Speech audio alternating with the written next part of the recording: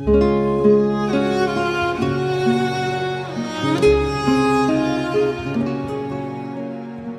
guarnición de la ciudadela tenía sitiado a Israel en el recinto del lugar santo. Buscaba siempre ocasión de causarle mal y de ofrecer apoyo a los gentiles. Resuelto Judas a exterminarlos, convocó a todo el pueblo para sitiarles. El año 150, una vez reunidos, dieron comienzo al sitio de la ciudadela y construyeron plataformas de tiro e ingenios de guerra. Pero algunos de los sitiados lograron romper el cerco y juntándoseles otros de entre los impíos de Israel, acudieron al rey para decirle: ¿Hasta cuándo vas a estar sin hacer justicia y sin vengar a nuestros hermanos? Nosotros aceptamos de buen grado servir a tu padre, seguir sus órdenes y obedecer sus edictos. Esta es la causa por la que nuestros conciudadanos se nos muestran hostiles. Han matado a cuantos de nosotros han caído en sus manos y nos han arrebatado nuestras haciendas. Pero no solo han alzado su mano sobre nosotros, sino también sobre todos tus territorios.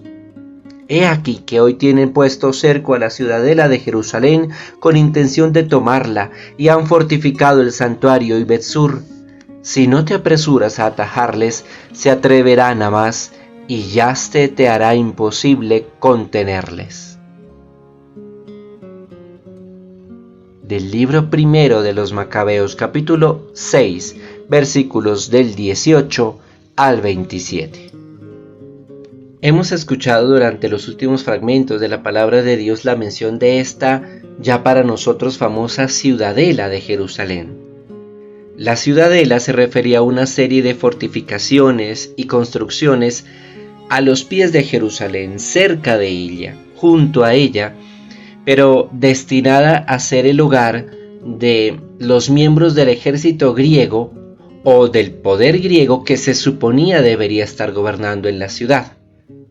Es como si fuese un barrio de clase alta y para la clase gobernante y militar, que como hemos escuchado en los diferentes fragmentos, había sido tomada por los judíos y la tenían sitiada.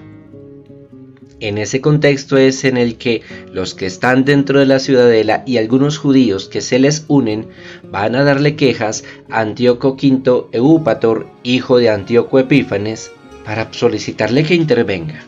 Y de esta intervención, que fue la que hoy escuchamos, quiero resaltar dos ideas, una que es bastante evidente y otra que está allí como escondidita y que va por el ladito a lo largo de todo el fragmento. La primera de ellas, la más evidente: para lograr su cometido, el mal y los que hacen el mal llegan incluso a hacerse pasar por víctimas y a, en sus labios, convertir en agresores a los agredidos. Ciertamente Judas y sus hermanos y el ejército que ellos habían conformado estaban determinados a exterminar a los griegos y a todos los que se les unieran, pero no lo hacían por maldad ni por un sentimiento terrible de venganza. Lo hacían porque el plan de los griegos y de todos los pueblos que los rodeaban era exterminar a los judíos, acabar con los judíos, porque los judíos eran un estorbo en la helenización de todos los territorios. Allá, el pedacito pequeñito de Judea todavía no quería helenizarse. Seguían fieles a su tradición mosaica, es decir, a las enseñanzas de Moisés y en la adoración a Jehová Dios. Por eso la orden de Antíoco Epífanes había sido destruirlos por completo, quitarlos del camino, cosa que, como hemos leído, nunca logró hacerlo.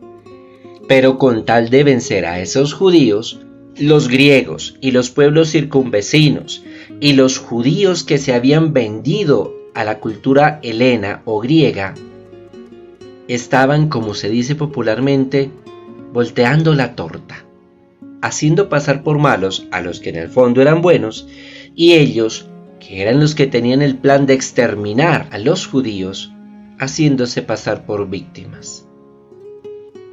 Preguntémosle hoy a nuestra conciencia en esta primera reflexión si en algún momento nosotros hemos convertido en nuestros labios en malos a los que en el fondo no lo son, solo porque o no nos agradan o no nos gustan o se nos atraviesan en nuestros intereses o simplemente porque nos caen mal. Y esto debería llevarnos a preguntarnos qué tan sinceros somos nosotros en la manera como juzgamos a los demás. Ahora bien, cuando nosotros juzgamos a los demás, la enorme mayoría de las veces olvidamos un pequeño detalle, y es que seguramente los demás están convencidos de que lo que hacen está bien. Pongámoslo de esta manera. Los judíos veían como sus enemigos a los griegos, pero los griegos veían como malos a los judíos porque no les permitía instaurar su cultura. Para los griegos los judíos eran los malos, y para los judíos los malos eran los griegos. Toda situación o conflicto siempre tiene más de una sola cara, más de una sola versión.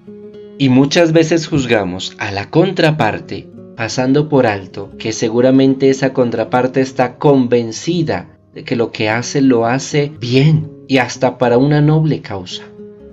Esto es sumamente difícil porque nos invita a comprender al otro, a ponernos en los zapatos del otro y a entender por qué el otro es como es y hace lo que hace. Aquí simplemente hay que acudir a Dios y suplicarle nos conceda el don y la gracia de la sabiduría, de la prudencia, de la comprensión, del discernimiento, para entender a los demás en sus convicciones, en sus creencias, en sus acciones y en sus decisiones, y para nunca nosotros juzgar sin conocer, faltar a la verdad en el juicio y corromper a los demás en nuestros labios y en nuestras palabras, solo porque no nos agradan. Que el gloriosísimo nombre de Cristo sea pronunciado por sobre todos nosotros. Amén.